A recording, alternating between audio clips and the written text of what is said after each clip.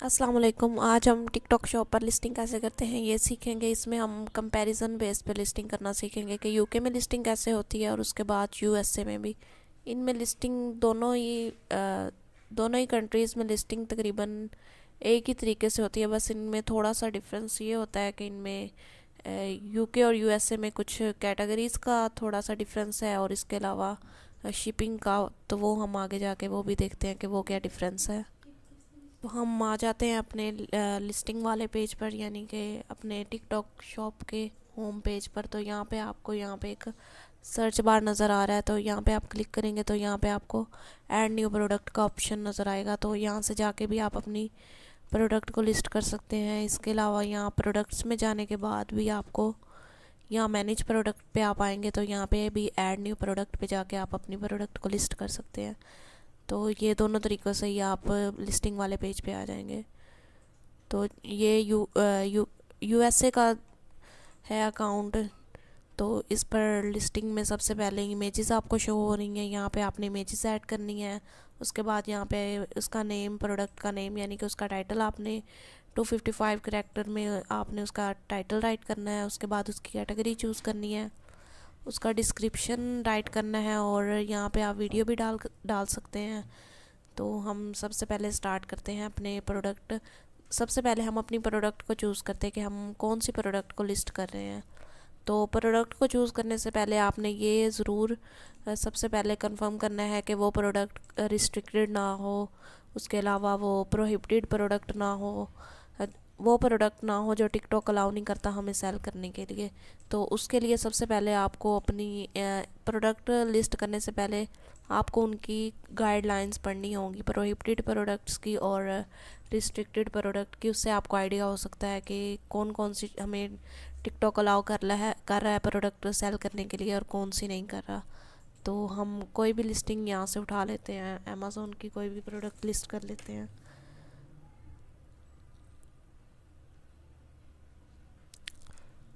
जैसे कि ये वेट स्केल, मिसाल के तौर पर हम अपने शॉप पर वेट स्केल को लिस्ट कर रहे हैं। तो हमें सबसे पहले उसकी यहाँ पे हमें इमेजेस दी हुई हैं कि आपने इमेजेस ऐड करनी है।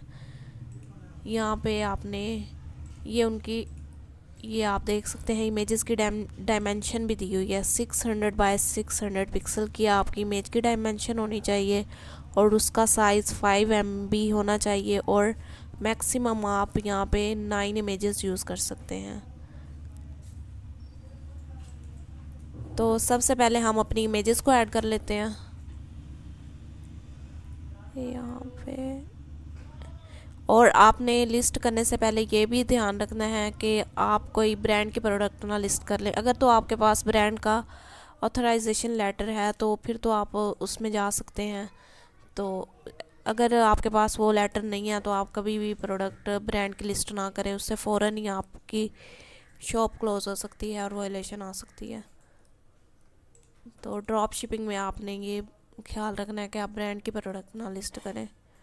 जैसे कि हमने ये इमेजेस में आपने ये भी ध्यान रखना है कि आपकी इमेजेस जौन सी हैं उनका बैकग्राउंड बिल्कुल क्लियर होना चाहिए, कोई मैसी बैकग्राउंड नहीं होना चाहिए। जैसे कि ये है, आपने ये वाली इमेजेस, इस तरह की इमेजेस को आपने फ्रंट इमेज के तौर पर यूज़ नहीं करना। हमेशा आपने वाइट बैकग्राउंड में इमेजेस के बैकग्राउंड को यूज़ करना है। यहाँ पे AI ऑप्टिमाइज़ का भी ऑप्शन दिया हुआ है। यहाँ पे भी जाके आप अपनी इमेज का बैकग्राउंड रिमूव करके अपने वाइट बैकग्राउंड ला सकते हैं। उसके अलावा यहाँ पे इन्होंने डिफरेंट कलर्स दिए हुए हैं, लाइट से कलर दिए हुए हैं, आप इनको भी यूज़ कर सकते हैं अपने बैकग्राउंड में। तो हम यहाँ पे ये वाला चलो कलर यूज़ कर लेते हैं। तो यहाँ पे आप देख सकते हैं कि आपको यहाँ पे रिज़ल्ट शो होंगे, तो आप इनमें से कोई अपना फ्रंट इमेज के लिए इमेज को यूज़ कर सकते हैं। तो जैसे कि हमारी ये प्रोसेस हो चुकी है तो हम इसे यहाँ पे अप्लाई करते हैं। तो हमारी ये इमेज उन्होंने AI ऑप्टिमाइज़ के ज़रिए उसे ऑप्टिमाइज़ कर दिया है।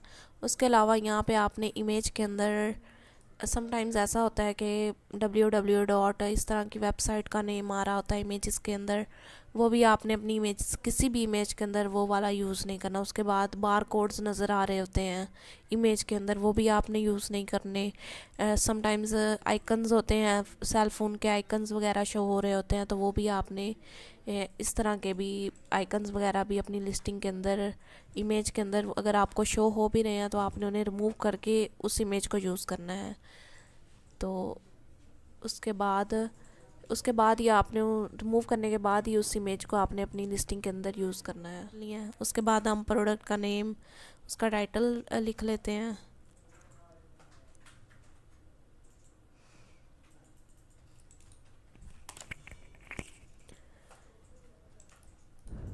ये हमने टाइटल उसका ऐड कर लिया है। 255 करैक्टर का उन्होंने हमें टाइटल दिया हुआ है। और टाइटल आपने बिल्कुल छोटा भी नहीं लिखना कि बिल्कुल जैसे कि स्केल फॉर बॉडी वेट, इतना भी नहीं लिखना हो। और ऐसा लिखना है कि उसमें सारी चीज़ों की समझ आ रही हो कि ये किसके लिए है वे स्केल।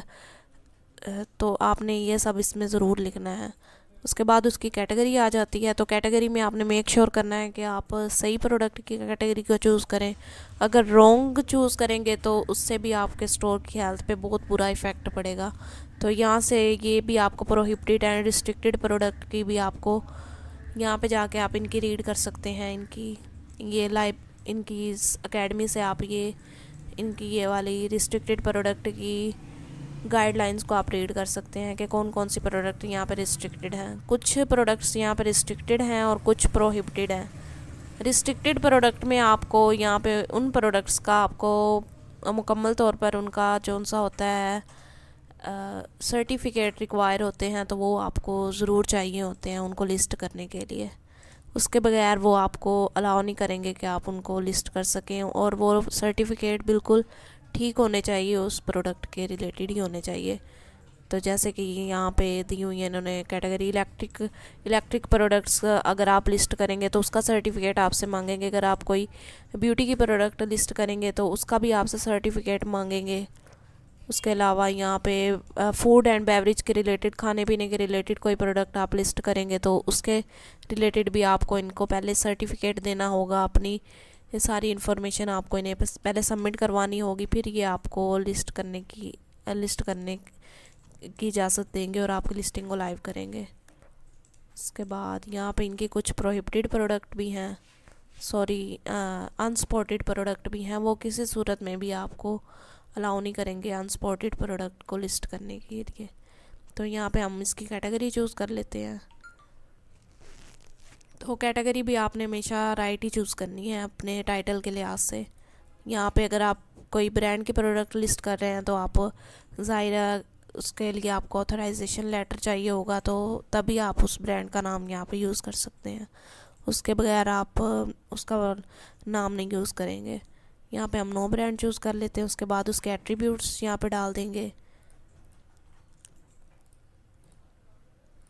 यहाँ पे उसके सारे फीचर्स डाल देंगे उस प्रोडक्ट के कि वो कैसी आपको नज़र आती है। उसके बाद यहाँ पे डिस्क्रिप्शन हम राइट करवा लेते हैं।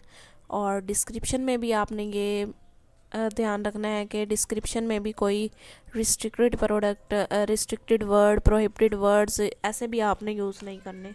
ब्रांड का नेम यूज़ नहीं करना। उसके अलावा कुछ वर्ड्स यहाँ पे प्रोहिबिटेड हैं वो भी यूज़ नहीं करने, जैसे कि नाइफ़ हो गया, बॉम्ब हो गया, किसी कीमती धात का नाम जैसे हो जाता है, डायमंड हो जाता है, ऐसे वाले वर्ड्स भी आपने यूज़ नहीं करने। तो ये भी आपने इसमें ध्यान रखना है। तो आप ये एआई से जनरेट करवा के ही इसका डिस्क्रिप्शन यहाँ पे यूज़ करें।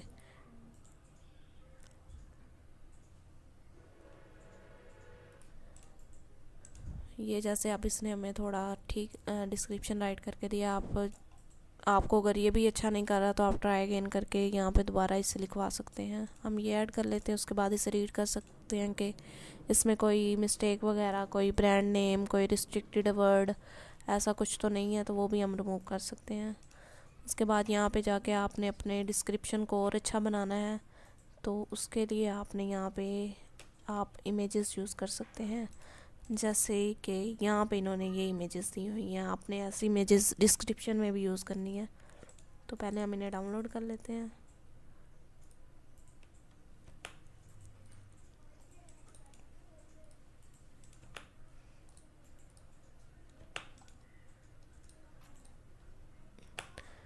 उसके बाद इन्हें हम अपने डिस्क्रिप्शन में ऐड कर देंगे। वन उस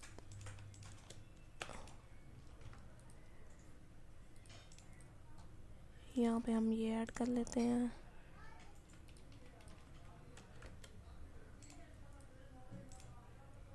तो ऐसे ही आपने सारी इमेजेस इनकी ये वाली यहाँ पे भी यूज़ करनी है, तो इससे आपका डिस्क्रिप्शन बहुत ही अच्छा नज़र आएगा बायर को। उसके बाद हम आ जाते हैं यहाँ पे वीडियो में आप इनकी शॉपेबल वीडियोस यहाँ पे ऐड कर सकते हैं। तो ये खुद ही आपको जनरेट करके देगा, तो वो आप यहाँ पे ऐड कर सकते हैं। उसके बाद यहाँ पे आ जाती है प्रोडक्ट की प्राइस।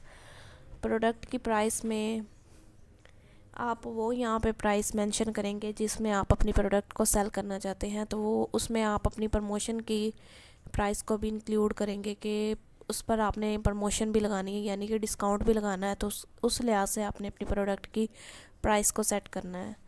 तो यहाँ पे जैसे कि मैं 20.99 लगा देती हूँ। यहाँ पे क्वांटिटी और SKU, ये स्टॉक कीपिंग यूनिट है, ये बायर को शो नहीं होगा, ये सिर्फ आपको शो होगा। तो ये भी हम कैपिटल वर्ड्स में लिखते हैं।